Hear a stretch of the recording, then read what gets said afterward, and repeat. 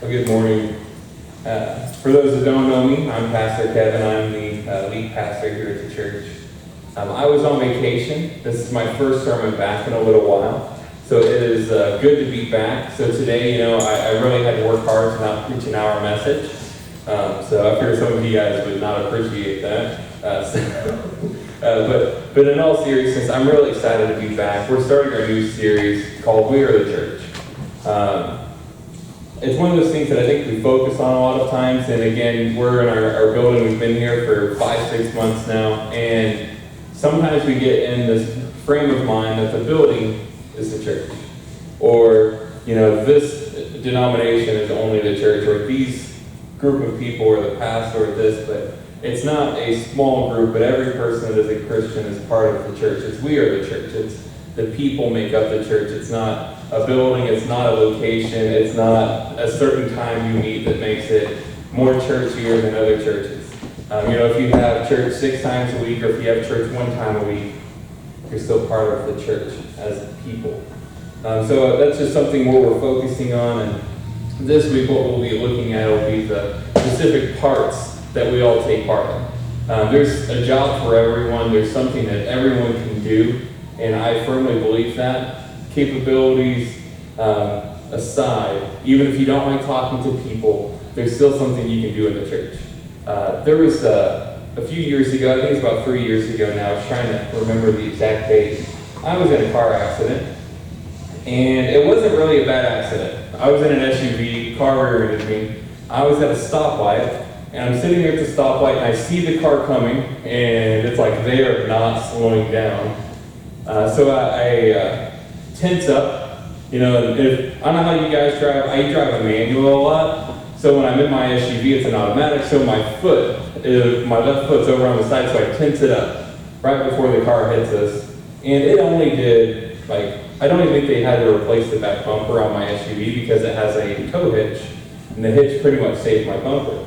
But because the car was going about 40, and I was at a dead stop when she hit us, and I had my leg tensed up, it hurt my lower back. I want to say that I never once in my entire life thought about my disc in my back before that time. It was never something I thought about, it was never something I worried about. I didn't wake up in the morning thinking, man, my discs are stiff today. I do now. There are still days, and I'll tell Kristen, I'm like, yeah, it's definitely going to rain. I had 2 bulge discs after that, and I know a lot of people who had much worse. But we don't think about certain parts of our body very often. Anyone ever wake up in the morning and your arm's asleep because the way you slept?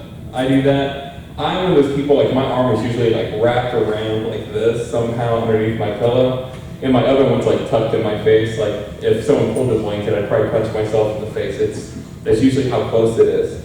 But I'll wake up and my arm's asleep. I think about my arm, right? You think about your hands, if you're typing, if you're writing. You think about your legs as you walk a little bit, because if you're like me, you stumble over stuff sometimes. You're like, oh, the Ford tried to trip me again.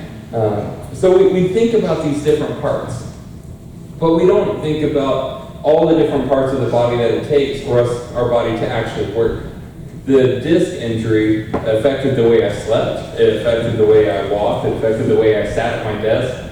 You would never think that having a desk job, that having a hurt disc would bother you. Well, it does, because you can't sit down for long periods of time, which is what most companies want you to do when you're being paid to work at a desk. They kind of want you to get work done. So you start paying a lot more attention to the smaller parts of the body. And I'm sure there's tons of times when you've probably gotten a cramp in some unknown muscle in your leg or in your foot or any of those things. But we don't always think about what we would sometimes consider the less honorable parts of the body. And I think the church operates in the same manner. Most people view the church and they see pastor, they see worship leader, but they don't really think about all the other people it takes to make a church. We don't really think about it oftentimes, but wouldn't it be really weird if there wasn't someone standing by the front door when you came in? There wasn't someone that opened the door and, hey, good morning. It'd be really strange, right? Wouldn't it be really strange if there was no one sitting up there running the computer? Or how about someone in the kids' room, in the nursery, someone working with the teens, someone doing the cleanup. Someone has to take out the trash, right? Someone has to make coffee. Someone has to make sure there's water, make sure there's cups. Someone has to clean the floors because no one wants to come into a mess, right? We don't think about all these parts though. Most of the time we don't. It's just, well, there's this one, there's this one. Well, I'm not a speaker. I'm not going to, you could volunteer at church. Well, I'm not a speaker. I don't talk to people. There's so many more ways that we can be a part of the church than just being the head. Because for one, the head's Jesus, and people always kind of get that confused. But being behind that, when you have to be the mouthpiece, is usually what I would call myself. I'm just kind of here. I'm an instrument to be used by God. And it's not the only thing you can do in a church. But how boring would a church be if everyone had the exact same desire? If we were all the same people. You had 20 people who wanted to greet people, but no one that could do music. Or 20 people who wanted to preach, but no one wanted to work with kids. Or, we all were exactly the same.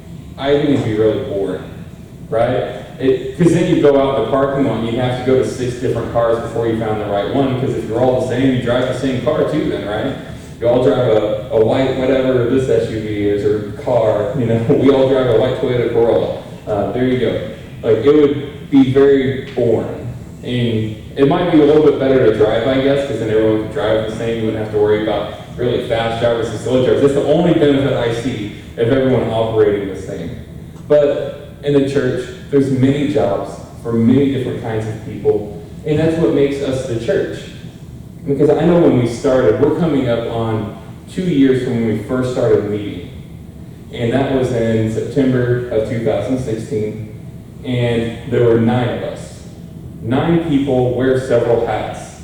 And even still, you wear several hats when you're 30, 40 people. And I know churches that are 300 and 400 people, and people still wear several hats. But when you're 9 and you're just starting the church, what's something we did not think about before we started? Literally, it's Saturday before the Sunday of our first service. Me and Kristen are sitting there thinking, what are we going to take offering in? So we went to the store and we found something that works, and we use those boxes. Because for one of those little offering plates that are the gold trim ones with the felt bottom, I don't know if you guys know what I'm talking about, the ones that I grew up with, those are actually kind of expensive. And then the ones that were the bags, that's the bags with the 2 handles that you pass around. I don't know if they make those still. I've not seen them. But we didn't think about that. We honestly, out of the 9 people, we weren't sitting there thinking, we need to make sure someone's at the door greeting people. That wasn't a thought. So for us, I think we have a little bit different perspective sometimes, because we've had to go through that process of, this is this. And the order of service changes. Everything's different. We know what it's like to have 2 musicians, to have several musicians, which sounds great. I love having the piano, it just makes it sound so much more full. And I know Landon's already fine for a bass player, to have a little more rhythm. I know Fernando wants that too. But the pieces come together. And that's what makes it part of the church. We become one and we work together, and that's how it moves forward. And that's what today's focus is. Everyone has a role, and no role is too small.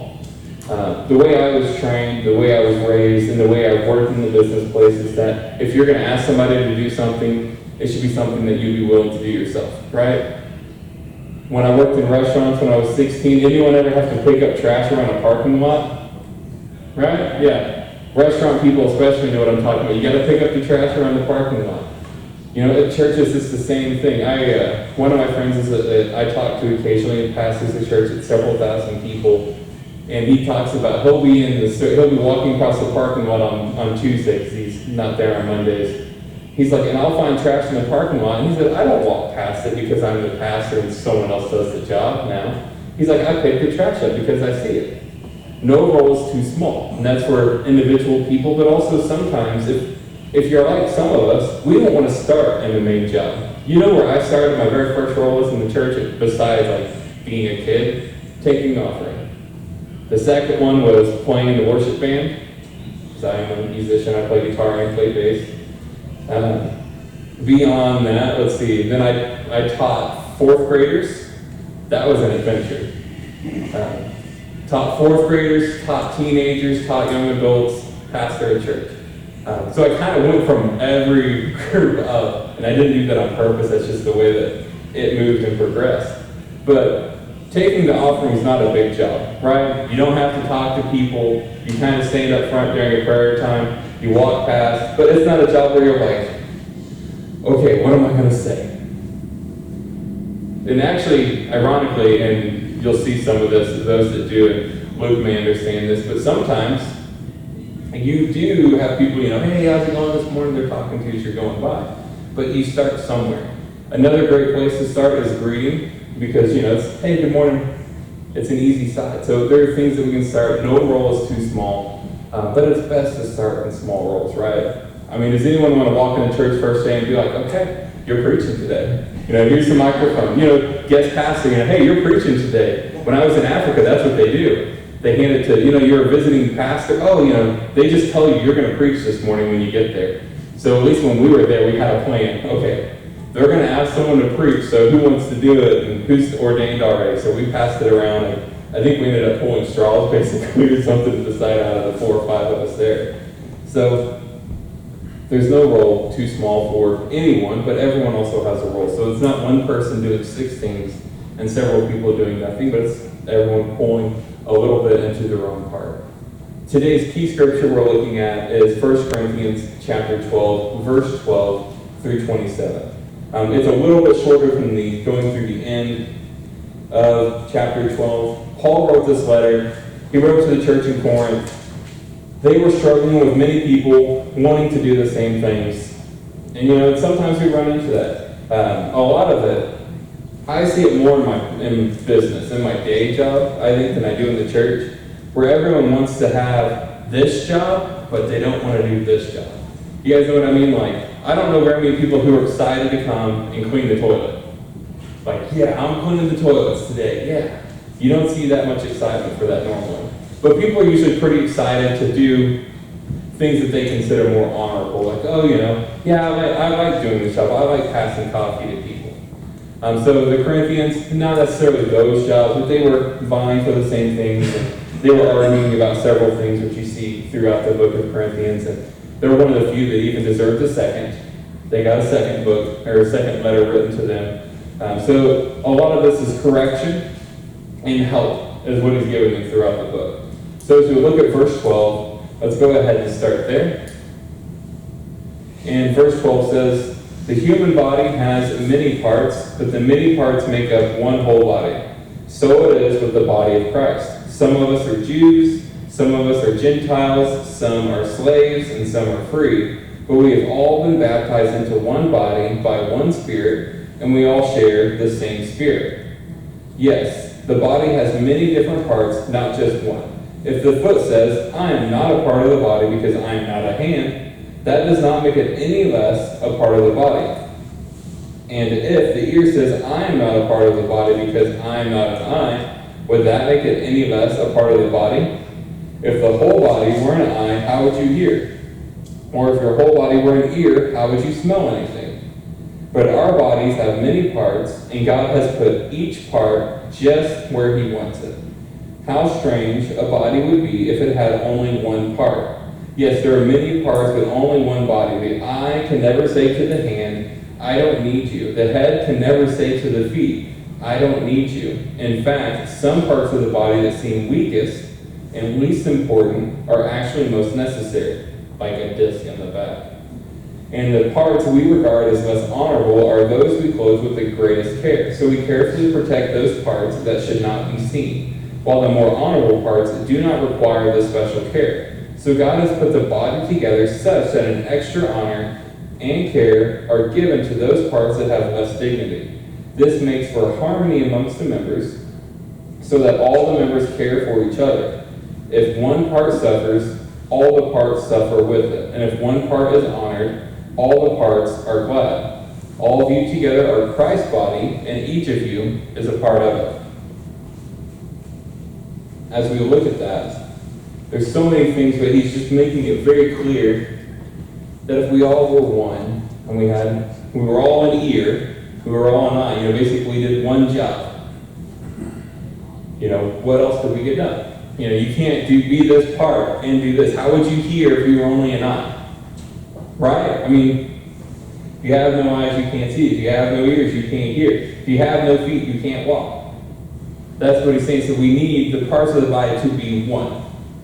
And as we are one body, We are not the one individual of our bodies. It doesn't say that you're one body and you are now my body. You are working as Paul. You are working as Christ. We're together Christ's body, and each of us is a part of it, whether it's this job or that job. The parts of our body, we notice them most when they bring us pain. Right? Pain, tingling, or you don't feel it, that's when you notice those parts most. You stub your toe, you notice your toe. Your arm falls asleep, you notice your arm. You something gets in your eye, you pay a lot more attention to your eye. Right? That's how it works. We notice things more sometimes when it causes pain, when it's out of alignment, and that's when we see it and it's like, we need to do something. We need something to happen. And that's how the body of Christ is sometimes. In the church, we don't realize something is missing until it causes us pain. We don't realize that there's someone not at the door until it causes you pain and sadness because you're like, no one greeted me today. You don't realize that it causes you pain until you're the one that has to sing and lead music. At least for me, that would cause pain for everybody else. So it causes and it affects, right? Here's the cause, here's the effect. And that's why we need everyone to be able to do their things. Me and Kristen are very different personalities. Kristen's my wife. We've been married for 5.5 years, so we've been together over 10 years total now. And 10 years is a long part of our life. We were talking about it's like, I really don't remember, I was 18 and she was 16 when we started dating. It's like, I really don't remember a whole lot about what it's like to be separate. Remember we were talking to my dad after my mom passed, it's like, what do you do after you've been married? They were married, about the same age actually. And, when he was about 19, 20, and my mom was 18 when they got married, and they were married for 26 years before my mom passed away, it's like, do you really remember what it's like to be alone? When you're married, two of you kind of become one, and you do different things around the house. Like, I know that I do not do certain things up to someone else's standard inside my house. Like, I do not fold laundry because it will be refolded. And for whatever reason, it is something that my hands cannot grasp. So I do other things. I mow the yard. She doesn't mow the yard. I take care of the car. She doesn't take care of the cars. But there's certain things that we both do. She'll help me do dishes. I'll help do laundry. I'll put them in the machine and move them and take them out. Like, that's kind of the extent of my laundry duty. But we have these things that we work together, and we get everything done around the house, everything done in our lives. Next year will be everything done with a baby. It'll take two of us working together to get anything done. And the church is the same. If one person tries to do everything, nothing gets done. And that's why it's so important that we see that we all have different gifts. I like to talk. You could ask my grade school teachers what I got in trouble for pretty much every day, and it wasn't being quiet. Let's just be real. It was because I talked. And then they'd move me, like, well, I'm going to move you, and you're going to sit over here. I'll move you away from your friends. Okay, I'll just talk to them anyway. Like, I'll talk to them too. It's like, I'm friends with everyone in this room, so whoever you move me by, I'll talk to. So then they move me by the teacher, so then I talk to the teacher, I will talk to whoever I was by. That was me as a kid. Apparently, I was destined to be a pastor, and I didn't even know it from that age. But I remember getting in trouble a lot. I guarantee you, and I know, my wife never had that problem. She never got in trouble for talking. If she was talking, no one believed it was her talking, and it was her best friend Lacey who got in trouble for it probably, from what I understand. That's what Lacey tells me at least. So we have that personality, right? If in marriage it's the same, in church it's the same. Some of us do have the gift of talking. Some of us will teach, some of us will preach, some of us will lead music, and some of us play musicians. I cannot play the piano, so you don't want me on the piano. I cannot sing, so you don't want me to sing. You don't want me to play drums. Working within our gifts makes a difference. Sometimes it's a gift that we have naturally, sometimes it's a gift that we have learned, sometimes it's a gift that we have spent years and years and years honing. And even sometimes it's a bit of both. Because you may have a natural ability to sing, but then you probably spend a lot of time practicing getting the voice better. You may have a natural ability to speak, but I know I spend a lot of time fixing my idiosyncrasies that I do, and I still find new ones every time. So we all have these different gifts. When I worked in call centers before I do my current job, they would do personality tests. And there's 4 personalities. All these tests, they named them a little bit different what the 4 personalities are, but everyone generally falls underneath 4 things. That's entertainers, thinkers, controllers, and feelers. They may call them different names, but I'll give you kind of a rough idea. You might be able to guess who you are. If you're like most people, you'll pinpoint your spouse in the first 5 seconds, faster than you pinpoint yourself. Entertainers, those people that want to be center of attention. People want to talk. That's where I fall into sometimes. I'll explain that shortly. But entertainer is the center of attention. They're the people that talk a lot. They're usually a really bubbly personality. They're not afraid to talk in front of people, get on stage, any of those things. There's no stage fright with entertainers. Then your second one, thinkers. Those are your people that are your real analytical thinkers. I know I have at least one. He's right there, Ron. I know he is definitely a thinker. Actually, I have 2 because I know he's in the sound booth.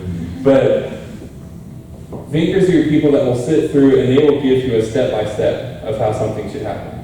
They are your people that are perfect to write policies and procedures. This is exactly how this should go. They're the ones that will stand there and find solutions for issues. Accountants, engineers, all those jobs fall underneath thinkers 90% of the time. That's actually my main one, believe it or not. I am tied, thinker, and entertainer. So I'm a rare exception apparently sometimes. Then you have controllers. Those are the people who will take charge. They're the ones that are going to lead. They're usually really good at making decisions. This is how it's going to happen. This is how this goes. And then your feelers, those are the ones that take everything and they judge things by emotions. You know, well, I feel like we should really be doing this, and I felt this was powerful, and your feelers may be more likely to cry during a sad movie. One of my best friends in the call center was a feeler, and he was the only guy I knew who was a feeler out of our entire floor, probably a couple hundred people. And so, normal guy stuff, we picked on him a little bit, but it was all good fun because we're friends. But none of these are bad. Because controller sounds negative, right? My wife, she's taking the personality test. Her main one falls underneath controller. And then, I don't remember your second one was thinker, actually. So, it's not a bad thing. Controllers are great at making decisions. Controllers may be OCD, but they have a job. You want your controllers helping make decisions in the church. If you run a business, you want your controllers helping make decisions because they usually are very well thought. If you want research done, you want your thinkers doing it. You don't ask your thinkers to get on stage and be the entertaining people most of the time. They're not going to sing and dance and jump around and do a bunch of crazy stuff. But they'll get up there and they'll give facts and they'll give information. You're not going to tell your controller to explain to a feeler something. Controllers and feelers, you can see how they'd be kind of contradictory, right? Controllers are very blunt to the point sometimes. Not rude, but they can be blunt. And they'll speak their mind. Feelers, they need the soft words. So you don't want your controller telling the feeler directly, right? So we all have different jobs. It's part of our personalities. None of us are actually just one personality, though. We're a mixture of all 4. Believe it or not, my lowest one is feeler. I got about this much on the graph. It just pops up saying, yeah, you have a little bit of me. I think it was a 3. It was that, though. The others were 32, 32, 20, and then 3. So apparently, I apologize if you're a feeler and I'm not able to communicate well with you. I'm working on it. But that is my lowest one. But we're all a mixture. And those mixtures is what makes us who we are. That's from past experiences. I honestly believe that my thinker grade has gone up doing different jobs. My current job is a very analytical job, my day job. So because of that, it's had to raise that level for me to be able to think critically and work through problems. So it can change you. So we may see that you start out great and you have your job in the church and this is what you do, and you love doing this for the first couple of years, few years, say several years, but then it just gets kind of boring. It doesn't mean that you no longer have a job in the church. It means maybe I should try something else. Because we all have different gifts, we have different places. Kristen's not going to get on stage. She's not going to preach, probably ever. She's brought in some mission stuff before to churches, and that's probably about the extent of it because she loves missions, missionary trips and all of that. She's our missions president of our church right now.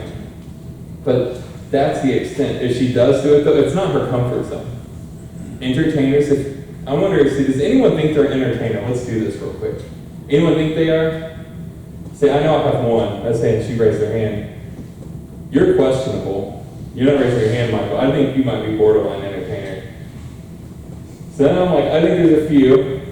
Landon, I think you are. But there's a few of us who are. And like I said, I like to give the test, but hey, who thinks that they would be a thinker? Critical thinkers? Anybody? Get a couple hands? I got a few. I saw a few hands.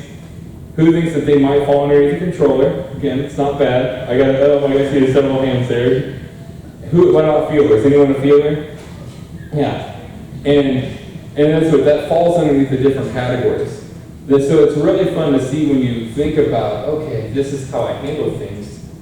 You know what people are really good about? Feelers, you know what they're great at? They're great at dealing with people.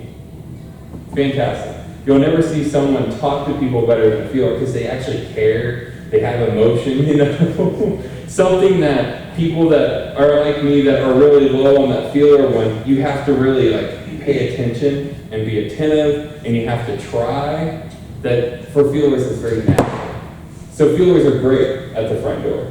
They're great dealing with people and hospitality. They're also great as helpers with kids and teens because kids need that. They need that, that nurturing. It's kind of that loving mother. Controllers. Those are the people that, like I said, they need to be on your church boards. They need to be the ones helping make decisions. Sometimes they don't need to be on your church boards too. Well, let's be honest. Sometimes there's a strong personality there that does not agree with anything too. But a lot of times those are people that help make decisions, they'll help lead. Entertainers, those are the people that get in front of people, music, get on stage and preach. Your thinkers, you better have one running your checkbook. That's one thing I'm going to say I do. But the thinkers need to be doing so many things though. Me being partially a thinker, I know that planning, future planning, construction, and also planning on what you teach can all be things that thinkers can do. It doesn't mean any of the other categories can't, but it's a strong way for them to develop. Also, you want to make sure, and as I have looked at it, and I know who our church board is, our church board represents all four personalities. That wasn't an accident. Because you need that to, hey, this is what you think, this is what we think, and work together. But you also get the different perspective, because I guarantee you, entertainers will see something different. Thinkers will see something different. I mean, me and Ron were talking about something earlier. It's like, oh, I never even thought of that. You need it, and same way. So we all have different gifts. So I think the first thing to know is with different gifts, use what you naturally have. Sometimes I think we get forced into doing things that we're not really naturally capable of. For me, I'm going to be honest, being totally honest, working with kids was not my natural ability. Again, that falls a little bit more on the feel side, and I'm the youngest also of my sisters. I have two older sisters. I'm the youngest. All of my cousins that I was close to are pretty much my age within 3 years. So dealing with kids, 5, 10, 20 years younger than me at the time, it's like, I don't know what to do. So next year will be really entertaining. It's like, outside of my nephews, I've not held any other babies, so this is going to be an adventure. Well, my nephews and then 2 girls that might as well be my nieces. They're my best friend's kids. So different gifts. Work with what you have. And that's how God has put us in there. It says there in Corinthians, it says that God put us in the place. He put us where He wants us, how to be used. And that's to use our different gifts. The other thing that we have to see is that we're separated. When you're separated from the body of the church, then you're separated from the body of Christ. As we are the church, we're the body of Christ, all of us working together make one body. So if your body doesn't have a limb, if it doesn't have a hand, if it doesn't have a head, if it doesn't have eyes or ears or feet, it's separated. And part of that is from our own separation. We choose whether to be separated or to be involved. Part of that is seen in nature, I think, is the best example I can think of. I do not like snakes. I don't know about anyone else. I do not like snakes at all. No way. Not in Green Acre Ham, not on the train, none of those things. I don't like snakes at all. So with snakes, have you ever seen when they cut off the head of a snake, the body still moves. The head still moves. The head can still bite. Like if it's a venomous snake, do not touch the head for a very long time, because it can still bite you. And I have seen different videos. YouTube's a wonderful thing, but you've seen different videos and different things where stuff like that happens, and it can still bite, it can still move, and it can still do things. When we're separated, we're a lot like the snake. The body still moves, the head still moves, the parts that are separated still move, but it's not near as productive as it was when it was still one piece.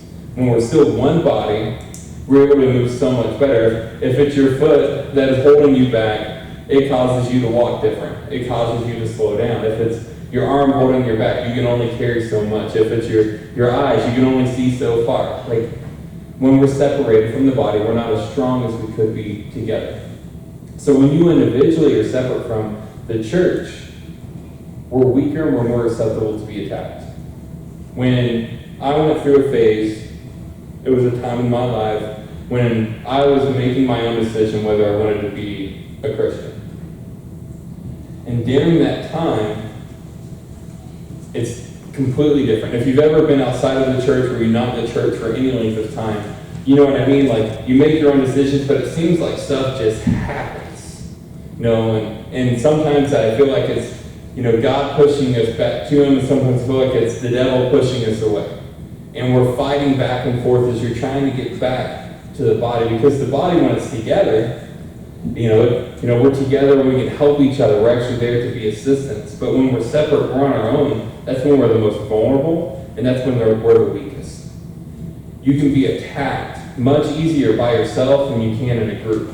If you've ever been hunting, you separate the weakest one out, right? That's how it works. If you watch coyotes hunt, that's exactly what they do. Wolves do the same thing. Wolves hunt in packs. They don't look for the group. If you've ever seen lions, when they chase gazelles, they chase one off. They get one separate from the group, and that's when the herd attacks them. Satan does the same thing to us. If he can separate us from the church and get us on our own, that's when he'll attack our lives the most. Because separate, we are weaker. We're not as capable of doing much of anything, because as much as we try, and we try to grow on our own, because you can read and you can pray, and you can do the same things that you're doing, you're going to church, but if you don't have other people to really hold you accountable, other people to grow with you, other people to tell you, hey, I don't think you should do that, or I don't think you should say that, or, insert blank, we get in dangerous territory. When we're separate, we're weak. And that's why when we come together as one body, and you're reunited as one body, part of it is, I think it takes a little bit of time. One reason why no role is too small is the best reason is to start small, because you're still being healed. If you become part of the church, you're healing because you're coming over the things that you fought in your past. You're fighting over this issue. You're overcoming, for me, it was different addictions that you have. And I know family members, overcoming drug addiction, overcoming alcohol addiction, and sometimes it's just getting your life in order, right? I don't know about you guys, but my work did not let me just have Sundays off, like immediately, like, oh, you want to go to church, that's great. We still need you to come in Sunday at 8, or we need you to come in at this time. I had to make effort and move schedules around and do what I could to be at church. But it took time. It wasn't an immediate thing. It takes time to get into those new habits. But when we're together, we're unified in our mission. If we're all learning the same thing, we're going the same way, and God's working to us through His body, our mission's unified to spread the good news about Him. Spread the good news about Jesus is to tell those in our communities, to tell those around the world all about Jesus that we can. Right now, I know we have missionaries, people who are on a missionary trip from the Joplin district flying back from the Bahamas. There were about 20 people. I think 4 of them are Kristen's family that are coming back, and they've had an adventure while they were there. But I know also one of Kristen's cousins got ate up by sand fleas. Like, her leg it was bad. But she was there to spread the good news about what God has done, to be, the arms reaching out into the parts of the world where Christ isn't as well known. And while they're there, they're still being attacked. But she was there with the group. They were together, they prayed for her, and they sprayed stuff on her and put stuff on her to try to keep it from coming back. But it's part of it. I know when we were in Africa, different things happened. When we were there were hyenas and coyotes fighting, or wild dogs fighting, and you could hear it at night. You're in like this fenced-in compound, and we're literally just off of where the safari is that we took a tour in, and it's not close, so they can come and go as they please.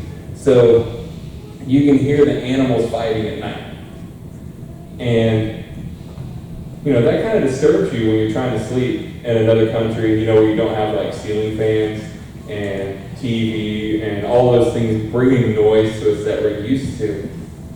When you're in different places, you're attacked. I know when we were in Africa, someone got in a car, like one of our vans was in a car accident when we were there. It was pretty minor, but it was also crazy how they handled it. The guy that was driving the van for us was just like, looked at the other guy, it was your fault, and drove off. Like, it was crazy. We were bewildered. But when we were there, we were on a unified mission.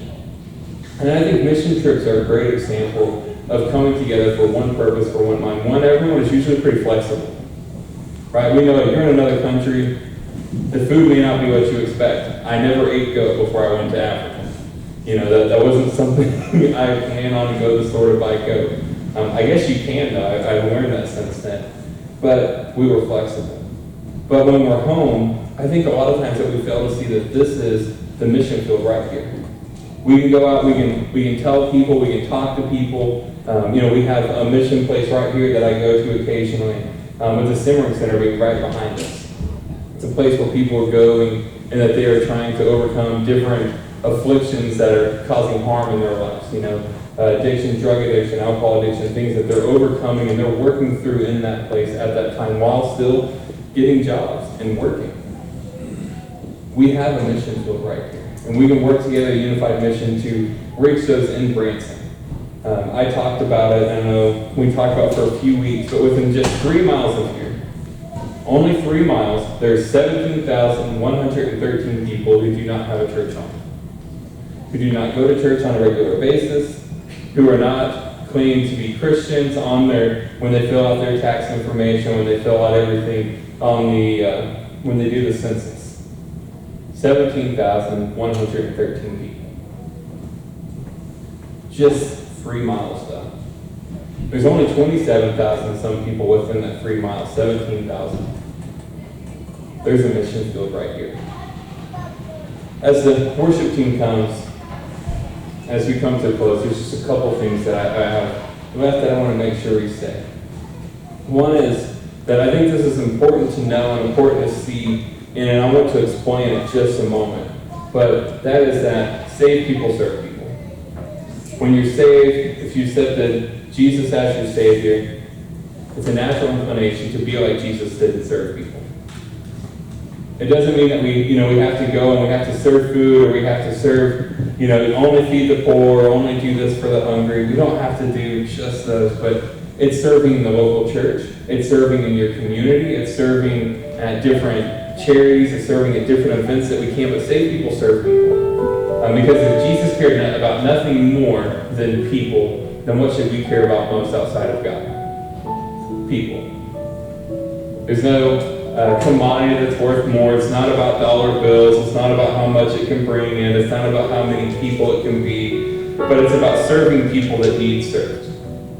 And by my numbers, there's 17,113 people that need to be served within 3 miles of here. Whether that means that, if you live within that range, if your neighbor needs help. You ever see your neighbor struggling to do something in their yard and just stand there and go back inside your house? Or do you walk across the street to help? If you're saved, that may be a chance for you to be able to witness. That may be a chance to be a friend, to help a neighbor. I mean, wouldn't you want them to help you if you were in the same place?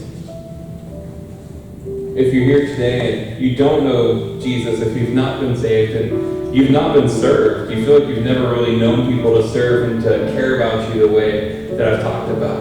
I invite you to pray and become a follower of Jesus, not a follower of the Christians around you, not a follower of what this TV evangelist says or this pastor, even me, but follow Jesus himself.